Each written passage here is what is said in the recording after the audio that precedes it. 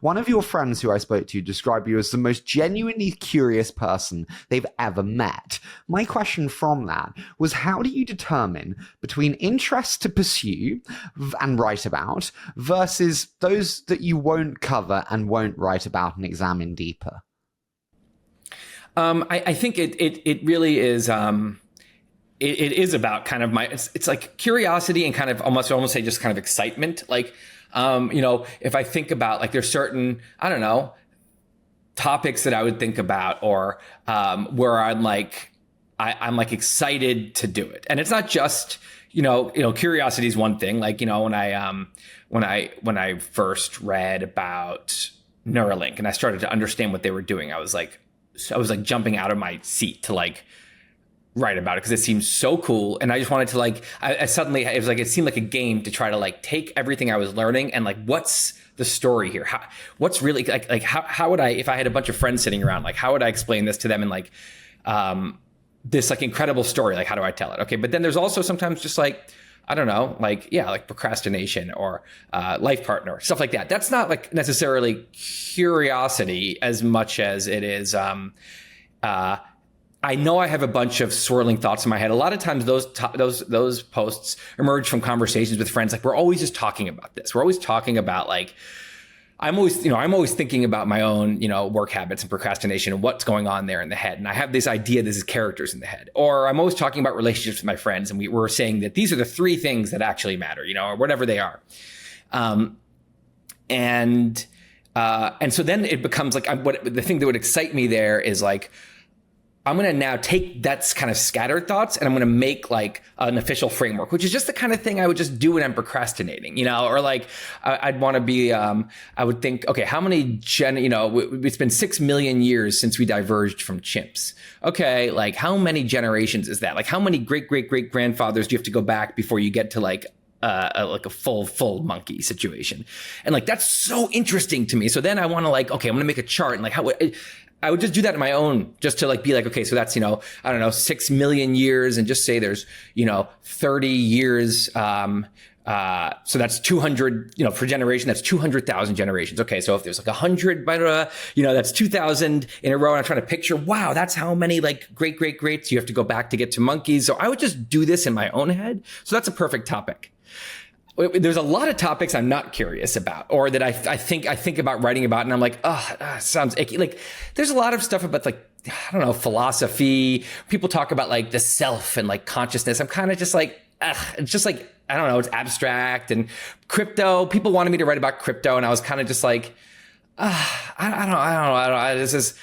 It's like this hasn't proven yet to be a huge part of the future, and if not, then it just seems so boring to write about. So there's plenty I'm not curious about. So it's just what kind of grabs me where it seems like a delicious topic potentially. When you find something that is a delicious topic, but you're not versed enough to write the incredible works that you do about it, but you've decided you want to do the work, what does that learning process look like from decision to write about it to starting to write about it? How do you do your research and learning? Yeah, so this part is a fun process. I mean, it's because if it's the right topic, it's a fun process because it's just like, yeah, it's just fully indulging curiosity, and it's kind of exhilarating going from. I always use the scale of like a 10 out of 10 knowledge is like the world's leading expert, and a 1 out of 10 is you haven't even like heard of the topic. And so for most topics, I don't know, I'm a 2 or 3 or 4, something around there where I'm like, I know I know a decent amount about this, but, and I could talk about it with smart people and not say anything stupid. And I have a sense of how it works. But as soon as I but I don't actually really know what's going on here. There's endless topics like this. So my goal is never to get to like the 8 or 9 or 10, that would take years. You really, that takes, years, and you have to understand all the different schools of thought and how they interact with each other. And you have to deeply understand the technical, nitty gritty of it. And have debated it and argued a bit and written dissertation, toiled through something like that and then had to defend it. No interest. No, there's too many. I don't think that's a limit on how interesting, there's a diminishing return on like excitement as you keep putting those years in. So for me, it's like, I want to get from like a 2 or 3, to a 6 5 or 6, something like that, where it's like, oh, okay, I understand this way more deeply now. And actually, like, I have a really intuitive sense of like what's going on. So I don't know, like, like I'm currently, researching something on like the origin of life, right? And like, and before I was like, okay, there's like some kind of, first cell. There's some kind of like or early particle that has like the property of self-replicating, and it goes from there. But that's not actually knowing very much. And now I'm like, so anyway, to answer your question, here's what I would do. Here's what I do at that point is I'm like, what are I'll honestly sometimes just start Wikipedia. Just read the Wikipedia article, because Wikipedia is often a good overview of the schools of thought, of the controversial, what's controversial, what's not. It does a decent explainer, and they range. Some Wikipedia articles are amazing and they're really good, and some are actually not good. They're way too technical and long, or they're just not updated enough, and you can see they're kind of short. But I'll give something like that a try. I'm just starting to I want to understand the shape of the topic, that I need to even know where the holes are in my knowledge. And so then I'll often, I'll read some articles, right? I'll watch YouTube videos are great. Just to start, like, it's like, I'll watch a YouTube video on one part of the topic, and it's like, okay, here's like, it paints one of the facets of this shape. And then a different YouTube, and so I do this for a while just to understand like the general thing. Then I'll start going deeper. Usually, like, I'll pick up a bunch of books. So like for Origin of Life, I'll read a couple Richard Dawkins books, and there's a book called The Early, or Life, what's it called? It's by Noel, Life on an Early Planet, maybe. That, and partially as you read, you see the sources that you see people get brought up again and again. You're kind of, I need to go read that person's book. Maybe I'll actually read The Origin of Species, or, skim through it, or, you can use ChatGPT to summarize some of these books. So, but the big point here is I'm not worrying too much about each source. I'm just, like in bringing information in, and then I'll usually try to do it in Kindle app, so I can, on my computer or iPad, so I can highlight, because then that's nice to go back and just look through the highlights.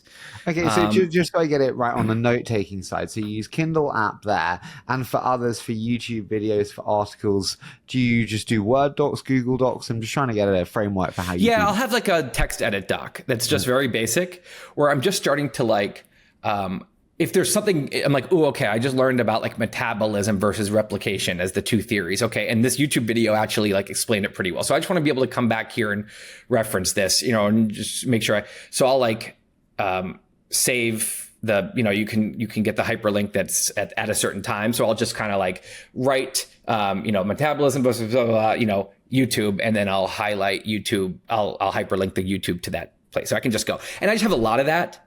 I'm not going to bring out full paragraphs because I have highlights for that, but I'll say like Dawkins 254. And I know that that's like the highlight at 254. And as this happens, what happens is, it's like early on, it feels like daunting, and you can feel the fog. You can see it's like this. I don't really get what they're talking about. What is metabolism exactly? It's like is it energy? Is it when you process energy, or is it when you construct something or deconstruct something, or is that what enzymes do? And what's the difference between like, as an enzyme and a catalyst? Are they synonyms, or are they? You can feel foggy. You feel like I know if I wrote at that point, someone who really knows the topic would wince at like the terminology that's not quite right, and the way I'm talking about it is like shows some ignorance. So I'm definitely not ready to write then. But what happens is, as you read more and more, you start to just get it better. Like, it starts to make sense. And what's really gratifying is then I'll often go back and read the same source that I did earlier. I'll read the really good sources again now when I'm closer to the writing time. And it's so satisfying reading them again and being like, oh, this makes so much more sense now. And that's this really fun process. Or I'll go rewatch a YouTube video that was a little confusing to make sure, because that's a test. Like, I should now be able to understand this YouTube video perfectly. Is there any fog still?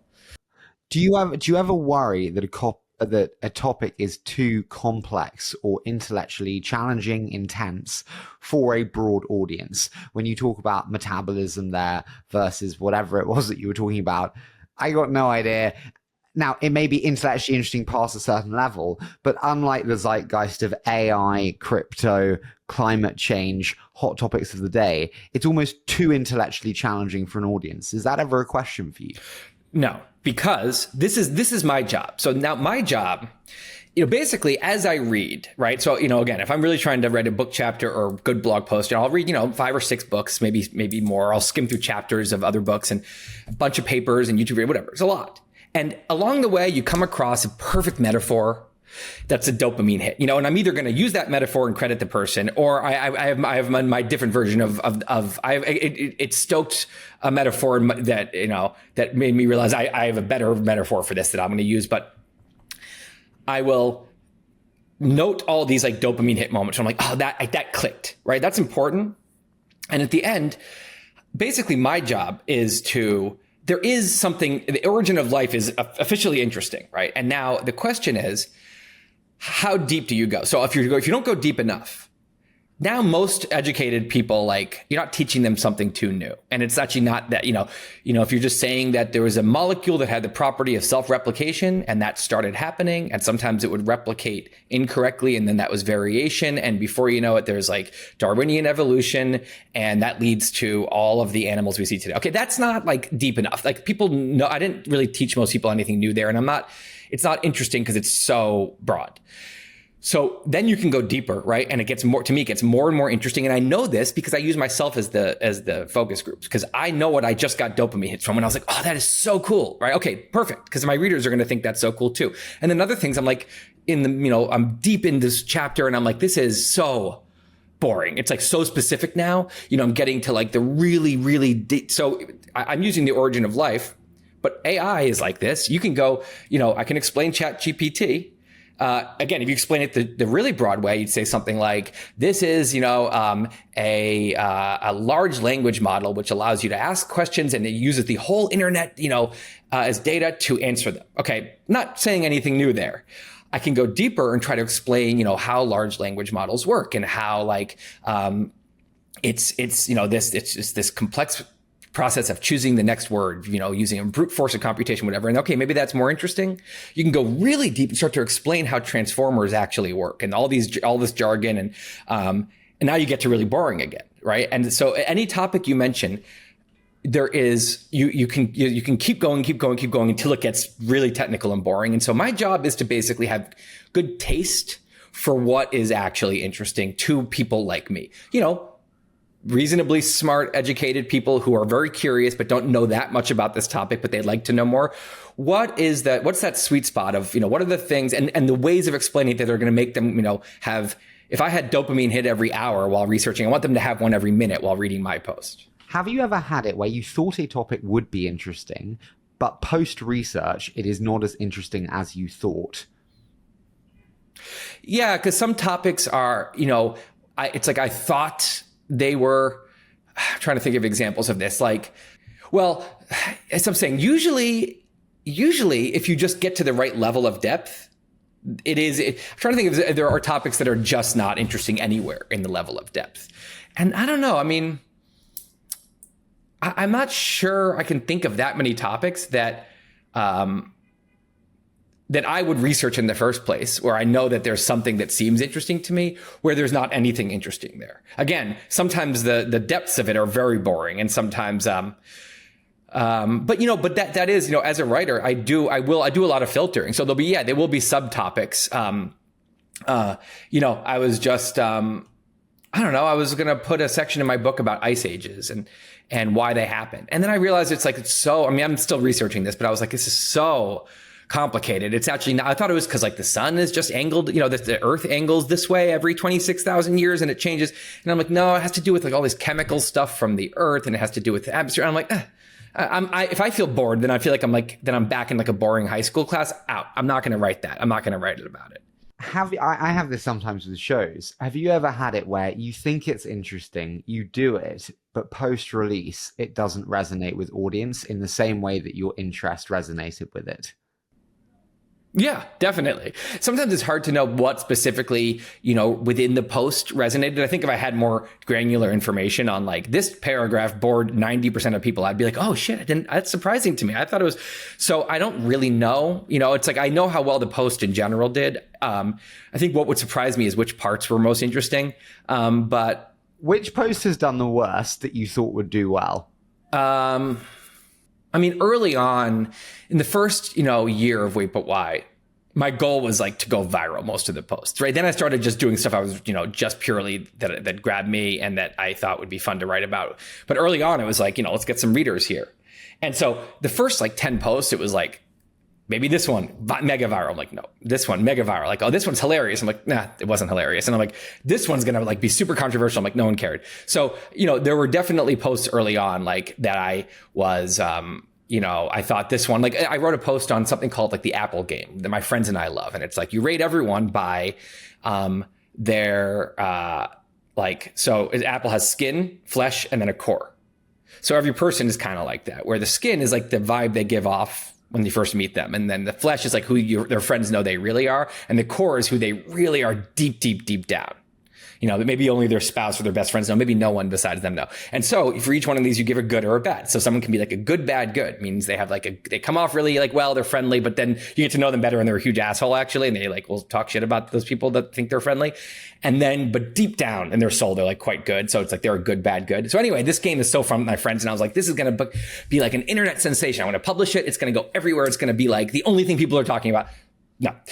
Some people have told me that it is their favorite post, a few here and there, but like it didn't catch. Meanwhile, then a couple weeks later, I write a post called Why Generation Y Yuppies Are Unhappy, which was the word that was before we called them millennials. It was like right before millennials became the topic, the term.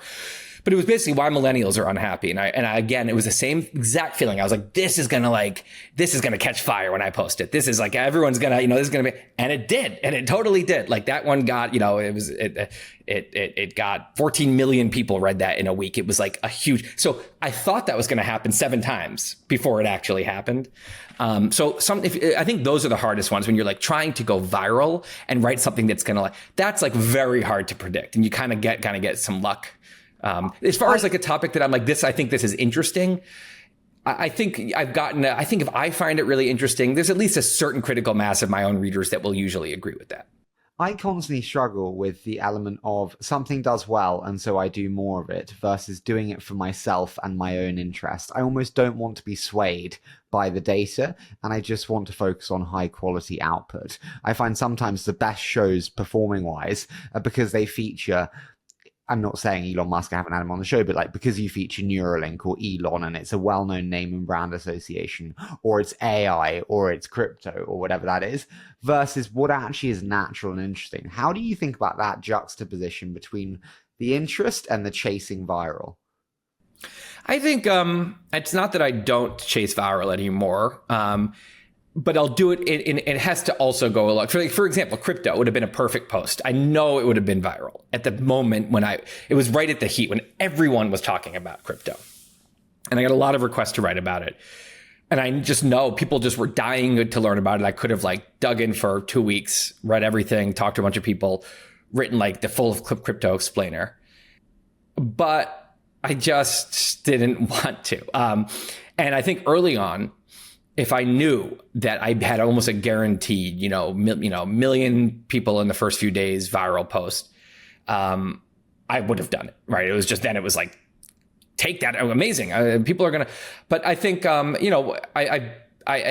built up a readership now where it's like one viral post doesn't do that much for that readership. And I kind of already have what I wanted during those early days was a regular sizable readership. So now that I have that, it's just less, it's much more about my motive, my internal motive is always just, like I said, excitement, something that I think would be fun. My external motive now is more about the existing readership and putting out something that they love. That's great. If I think that my actual readers will love this, then that's very exciting versus this is going to go viral and a ton of new people are going to learn about. I'm that doesn't do it as much for me. If we think about kind of making something your readers love, we've mentioned the incredible research that you do, how you bring it all together. Now we need to get to the writing phase. What does the writing process look like for you? Literally, where do you do it? How long does it take? How do you do it? Does it differ by article? Can you take me to that? Yeah. Well, man. I mean, so blog posts is one way, right? It's I would have done all my research. I've learned the shit out of the topic, right? Or I've built the framework in my head for how I want to explain this psychological thing or this thing in society or whatever. and I've toiled over the outline, and I know what I need to know, and I have the plan, and now I'll go write. And that, I don't know, I'll write. I can usually pound out. I can have some, pretty big days there. If I have a deadline I've imposed on myself, and I say this post is going to be up Friday, then I can probably write 2,000 or 3,000 words a day, Thursday and Friday, and get it up. My last book, my first real book that I just published in February, I tried to basically do it that way, to plan and research everything and then write. And that was just not okay. That's not how you do it. So it's just too big a book. You have to kind of read and research and outline and write all kind of intermingled as you go, at least for me. I'm sure some writers can do it the other way. But so now I'm so I think blog post is a small enough thing that I think I can just kind of get into a multi-day flow when you're just like my wife calls it dead on the inside mode that she was in during law school finals, when it's just you're in a certain zone where it's someone you haven't eaten anything and you just you kind of absentmindedly grab a granola bar and you're eating it while still typing, and there's no inclination to procrastinate or do anything fun because you're just on a mission, and you're probably usually, for me, because I'm panicked because I need to finish this thing, and so that's not a pleasant zone to be in, but that's when a lot of Why posts have been written in that zone. A book, you can't be in that zone for 4 months straight or however long it takes, 6 months to actually type the words. So for this book I'm working on now, I'm on a pretty strict regimen of I have to do 800 new words a weekday. And if I get behind one day because I'm doing extra research, then I have to catch up later that week. So that compiles. Do you ever have writer's block? Yeah, I mean, I call it a snag. I think fiction writers must really have a certain kind of writer's block when they just don't feel they feel very untalented, and it's you feel I don't know how I used to do this. I don't know how anyone does this. I'm not good at this. So I feel that sometimes, for sure. But mine's a version of it, maybe a more nonfiction version, where I'll just hit a snag where I don't know. I don't like what's coming out. I'm this is not, I don't like the structure here or something, or I don't know how to do the structure this next section, or I don't really understand the topic in this next part well enough, and I have to go read, but I don't even know where to start. And you'll want to do anything other than this project, just hugely procrastinating. Inclination in that moment. So I have huge moments of despair. And in those moments, and this is, I think, a lot of just anyone doing creative projects, you just feel very untalented at what you're doing. You feel you're I don't know why anyone thinks I'm good at this. I don't know how to do this. And that's a very common feeling. And I definitely get there. And you just have to have faith. What do you do when you hit the snag? Well, I think if I don't have the right external pressure on me, I procrastinate it'll just destroy my productivity for weeks on end. While I just each day avoid getting into it, and then I get into it and I'll research instead of trying to write, and then I'll try to re-outline the whole thing, and then I'll think that's a good thing, and the next day I wake up and I hate the new outline, and it's unpleasant. But yeah. Do you work best in morning, in evening, with coffee, in sitting room, on laptop, on iPad? What's the take me to the magic? Honestly, that can How be. does the magic happen? For me, I like the computer, whether it's on my external monitor, which is the 32-inch monitor in my apartment, or it's on my laptop. They're fine. The monitor is a little nicer and a nice chair. It's great, but laptop is fine. I can have my workflow. I'm good with the keyboard shortcuts. Small screen, I can still do my thing. iPad is good for me for reading, Kindle research, and highlighting, and that's about it. Because if I can't easily just while reading something, just boom, idea, keyboard shortcut to the dock, type it in, and it's just, to me, it's now getting too. I don't know. Maybe it's maybe I think someone who's better with iPad apps, specific apps that are made for both iOS and Mac OS, could do it better. But I don't and then phone, disaster. I can never work with the phone other than listening to an audiobook for research or something. For me, it's got to be the computer.